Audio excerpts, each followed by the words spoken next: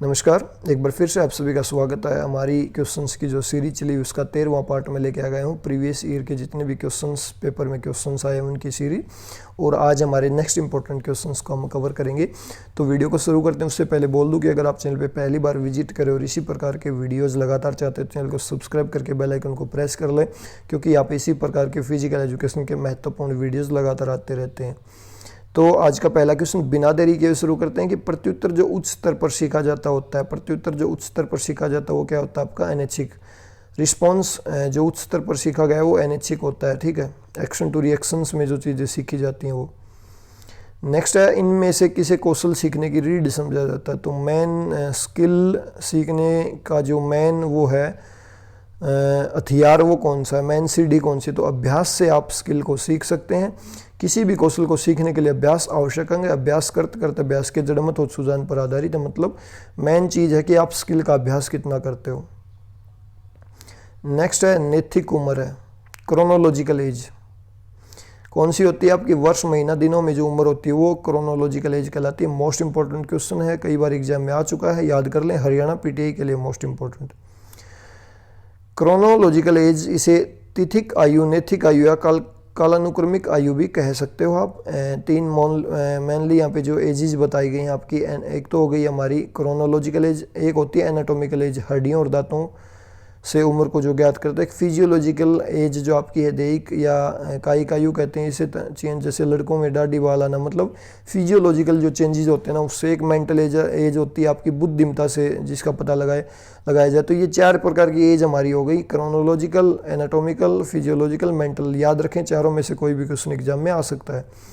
Next जो है, सीखने की गति की एक सीमा होती है जिसे बाद में सुधार करना असंभव, तकनीकी रूप से इस अवस्था को क्या कहते हैं।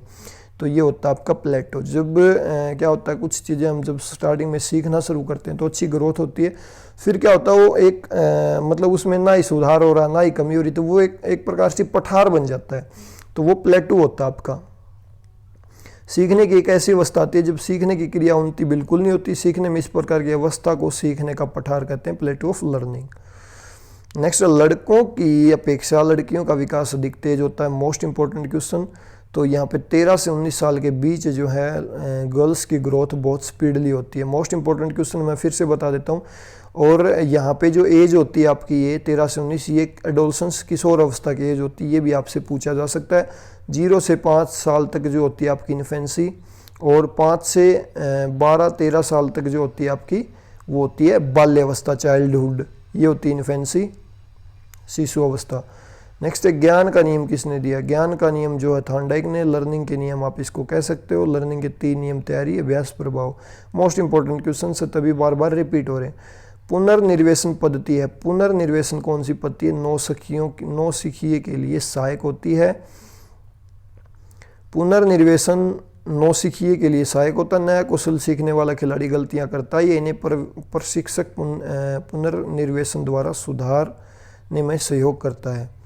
नेक्स्ट है, 9 से 11 वर्ष के वृद्धि और विकास की अवधि को कहते हैं। कौन सी इसको कहते हैं, तो ये होती है प्रवृत्ति बचपन, जो आपका चाइल्डहुड का, लेटर चाइल्डहुड का जो पीरियड होता है वो। और प्रारंभ का जो होता है वो 6 से 8 साल कह सकते हो। मिड का आपका 8 से 10 साल के बीच जो बच जाता है वो। नेक्स्ट है, ज्ञान में व्यक्तिगत घटक है। तो आपकी लर्निंग में जो है व्यक्तिगत घटक कौन सा है। उपरोक्त सभी परंपरागत घटक, कौशल घटक, मनोवैज्ञानिक घटक, उपरोक्त सभी जो है पर्सनल घटक हैं आपके। परंपरागत हेरिडिटी फैक्टर है, फिटनेस फैक्टर है, साइकोलॉजिकल फैक्टर हैं जो इंडिविजुअली आपको इफेक्ट करते हैं। नेक्स्ट है, एडवर्ड थॉर्नडाइक इन नियम को विकसित किया। एडवर्ड थॉर्नडाइक ने कौन से नियम जो है दिए थे, अधिगम के नियम, लॉ ऑफ लर्निंग इन्होंने दिए थे। 3 जो हम बार बार पढ़ रहे हैं। और इनके बारे में, एडवर्ड थॉर्नडाइक के बारे में, एक अमेरिकी वैज्ञानिक थे जिन्हें अपना पूरा जीवन कैलिफोर्निया विश्वविद्यालय में एक शिक्षक के रूप में बिताया, जो इन्होंने अधिगम और सीखने की प्रक्रिया एवं पशु व्यवहार पर उनके कार्य के आधार पर ही आधुनिक शैक्षिक मनोविज्ञान की नींव पड़ी। थॉर्नडाइक पशु मनोवैज्ञानिक, भूखी बिल्ली को पिंजरे में बंद करके गंभीर अध्ययन इसके ऊपर किया था। जैसे इन्होंने ट्रायल एंड एरर मेथड भी दिया था ना, जो हम पढ़ चुके हैं। थॉर्नडाइक ने दिया था। इसके अलावा इन्होंने लॉ ऑफ लर्निंग के अधिगम के 3 नियम भी दिए हैं। नेक्स्ट है, मैकलीलैंड द्वारा विकसित मानव व्यवहार विधि में प्रयुक्त रूप से NACH किसके लिए प्रयोग किया गया। तो ये प्रयोग किया गया था, ड्राइव टू अचीव।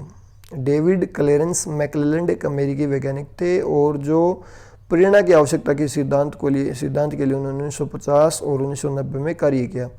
मानव व्यवहार विधि में प्रयुक्त संक्षिप्त रूप से NaCH ड्राइव टू अचीव प्रेरणा की आवश्यकता पर सिद्धांत विकसित किया। नेक्स्ट है, निम्न में से किसने मनोविज्ञान को परिभाषित करते हुए कहा कि मानव के व्यवहार तथा संबंधों का अध्ययन करना मनोविज्ञान है? तो यहाँ पे राइट आंसर हो जाएगा क्रो एंड क्रो। नेक्स्ट है, वो मोस्ट इंपॉर्टेंट है, ये डेफिनेशन याद कर लें भाई, मानव के व्यवहार और संबंधों का अध्ययन करना ही मनोविज्ञान है। मोस्ट इंपॉर्टेंट, मैं बार बार कह रहा हूँ, डेफिनेशंस बहुत बार एग्जाम में आती हैं।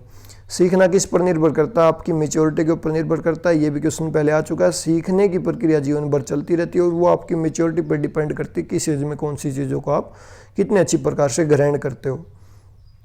नेक्स्ट है, कौशल अधिगम के सामान्य प्रदर्शन विशेषताओं को क्रमानुसार व्यवस्थित कीजिए। तो यहाँ पे राइट आंसर हो जाएगा आपका ऑप्शन ए। सबसे पहले ये पूछा जाता है कि आप कोई नई स्किल सीख रहे हो तो किस प्रोसेस से सीखोगे। सबसे पहले सामान्य प्रदर्शन विशेषताओं को सुधार होगा उसमें। ये हिंदी में दे रखा है, मैं माफ़ी चाहूँगा क्योंकि बहुत सारे वर्ड जो इंग्लिश में मैं इजी मानता हूँ, फिर बताऊँगा। मेरे को ये समझ सकती नहीं पता क्या होता है। ये अनुकूलन जो होता है ये भी अडप्शन होता है आपका, लास्ट में होता है। ये सुधार, मेरे को हिंदी थोड़ा सा कन्फ्यूज़न रहता है इन वर्ड्स के साथ, इसलिए आप हिंदी वाले बच्चे इसको देख लें। इसके बाद कथन और तर्क दे दिया, पढ़ लेते हैं इसको। रचनात्मक मूल्यांकन सभी छात्रों के बीच अधिगम को प्रोत्साहित करता है, उन क्षेत्रों को इंगित करता है जिनमें आगे के विकास और अधिगम की आवश्यकता है। ठीक बात है ये बिल्कुल। जो आपका क्रिएटिव एवल्यूएशन है वो सभी छात्रों के बीच अधिगम को प्रोत्साहित करता है, उन क्षेत्रों को इंगित करता है जिनमें आगे विकास और अधिगम की आवश्यकता हो। मतलब ठीक है, मूल्यांकन करेगा कहाँ पे कमी है। यहाँ पे नेक्स्ट जो तर्क दे दिया, सर्वाधिक प्रभावी कार्यक्रम में रचनात्मक और यौगिक मूल्यांकन दोनों पद्धतियाँ शामिल हैं। तो देख लेते हैं, यहाँ पे ए और आर दोनों सही है लेकिन व्याख्या नहीं है। मैंने आपको पहले ही बता दिया था, ए तो बिल्कुल सही है लेकिन यहाँ पे फिर वही हिंदी इंग्लिश का लफड़ा पड़ जाता, समझ नहीं आती कुछ बातें। नेक्स्ट है, यांत्रिकीय दबाव, ध्वनि इत्यादि भौतिक ऊर्जा के संदर्भ में उद्दीपन को किस मनोवैज्ञानिक ने परिभाषित किया है? तो यहाँ पे राइट आंसर हो जाएगा हल ने। नेक्स्ट है, घटित होने के क्रम को देखकर सीखने में शामिल विभिन्न कदमों के बारे में आपको बताना है। तो यहाँ पे राइट आंसर हो जाएगा ऑप्शन बी। सबसे पहले क्या होगा? ध्यान, फिर क्या होगा? प्रतिधारण, गैप आ जाएगा, फिर आ जाएगा पुनः उत्पादन और फिर बाद में प्रयोग के लिए प्रेरणा। मतलब बहुत सारी जब हमारे सामने समस्याएं आती हैं तो सबसे पहले हमारा उनकी तरफ ध्यान जाता है, फिर हम उनको छोड़ देते हैं आइडियाज़ लगा के एक तरफ। फिर क्या होता है, एकदम से फिर याद आती हैं और फिर किसी समस्या में फंसते हैं, उनको फिर से यूज कर लेते हैं। देखो, सबसे पहले अटेंशन, फिर रिटेंशन, फिर आपका पुनः उत्पादन और लास्ट में motivation for later use. Next है, खेल सिद्धांत है। कौन कौन से खेल के सिद्धांत है? मोस्ट इंपॉर्टेंट क्वेश्चन है, मनोगत्यात्मक है एक तो आपका, और एक आपका पुनः समर्पण सिद्धांत। ये दे भी रखे हैं भाई, और ये मोस्ट इंपॉर्टेंट है, मैं आपको बता दूं, इससे क्वेश्चन जरूर आता है एग्जाम में। जैसे थ्योरी ऑफ सरप्लस एनर्जी किसने दिया? हर्बर्ट स्पेंसर और शेलर ने दिया। एंटिसिपेटरी थ्योरी आपका कार्ल गुरुस का है। इसके अलावा रिक्रिएशनल थ्योरी आपकी लॉर्ड कैम्स तथा डब्ल्यू पैट्रिक की है। इसके अलावा रिकैपिटुलेटरी थ्योरी जो आपकी वो स्टैनली हॉल की है। साइकोएनालिटिक थ्योरी आपकी सिगमंड फ्राइड की है। कैथारेटिक थ्योरी आपकी अरस्तु की है। इन्फिनिट डायनेमिक थ्योरी जो है वो लेविन की है। और कॉग्निटिव थ्योरी आपकी पियागेट की या प्याजे की है। मोस्ट इंपॉर्टेंट है, मैं फिर से बता रहा हूँ, ये सारे याद कर लें, इनसे क्वेश्चन एग्जाम में हर हालात में आता है। नेक्स्ट है, व्यक्तित्व के व्यवहारगत पहलू के अनुमान में सही चरों के समन्वय की पहचान करें। जुलाई 2016 में आ चुका क्वेश्चन है, तो यहाँ पे राइट आंसर हो जाएगा ऑप्शन डी। बी संज्ञानात्मक, सी शरीर संबंधी और डी मनोवैज्ञानिक। यहाँ पे ये दे भी रखा आपका कोग्निटिव, साइकोलॉजिकल, शरीर संबंधी, फिजियोलॉजिकल सॉरी, और ये साइकोलॉजिकल। आज का लास्ट हमारा जो क्वेश्चन है 13वें पार्ट का, सकारात्मक तथा नकारात्मक स्थानांतरण दोनों मुख्यतः किसका परिणाम है। तो ये किसका परिणाम होते हैं, और यहाँ पे हो जाएगा पहले और दूसरे कार्य में प्रतिक्रिया की समानता के ऊपर डिपेंड करता है। अगर पहले सीखा हुआ कार्य बाद में हमारी मदद कर दे तो पॉजिटिव, अगर पहले सीखा हुआ कार्य बाद में बाधा डाले बाद में सीखे जाने वाली चीज़ में, तो वहाँ पे नेगेटिव लर्निंग हो जाएगी। तो ये था आज का हमारा 13वां पार्ट। आपको कैसा लगा कमेंट में जरूर बताएं। अगर अच्छा लगा तो वीडियो को लाइक करें, और हमने एक्सप्लेनेशन भी शुरू की है थोड़ी थोड़ी, आप भी देख रहे हो। मैं कोशिश करता हूँ एक्सप्लेनेशन की जितने मैक्सिमम क्वेश्चंस की, फिर भी बहुत सारे हिंदी के वर्ड ऐसे आते हैं जो समझ से बाहर होते हैं, तो वहाँ पे आपका अगर हिंदी मजबूत है तो आप खुद अनुमान भी लगा सकते हो। तो ये थे आज के महत्वपूर्ण क्वेश्चंस।